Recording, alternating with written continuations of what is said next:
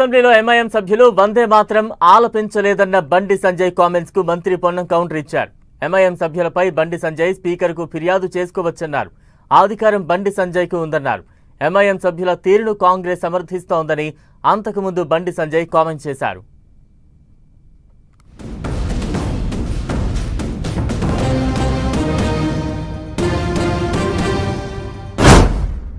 వందే మాత్రం గేయాన్ని ఆలపించకుండా ఇలా MA party బహిష్కరించడము, కనీసం ఒక నోటీసు ఇప్పుడు కూడా మరి స్పీకర్ గారికి విషయం తెలుసా?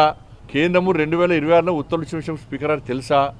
ఇప్పుడు శాసనసభ సంబంధించి అధికారులు గౌరవ స్పీకర్ గారికి విషయం చెప్పినరా చెప్పలేదా? వాళ్ళకైనా తెలుసా? రాష్ట్ర ముఖ్యమంత్రి గారు సమాధానం చెప్పాలి. ముఖ్యమంత్రి గారు ఆ నిండు సభలో ఉన్నారు. వారు కేంద్ర హోంశాఖ మంత్రి. ఒక భావోద్వేగాలకు సంబంధించిన అంశం మీద ఎవరైనా జాతీయ గీతాన్ని గౌరవించాల్సింది. జాతీయ గీతాన్ని గౌరవించకుండా ఉంటే ఎవరు నాట్ కరెక్ట్. కానీ అక్కడ జరుగుతున్నటువంటి అంశం వారందరూ కూడా జాతీయ గీతాన్ని ఆలాపన చేస్తూ చూస్తుంటారు. ఎవరు ఉంటుండ్రు పోతున్నారు అనేటువంటిది ఎవరు చూసేది ఉండదు.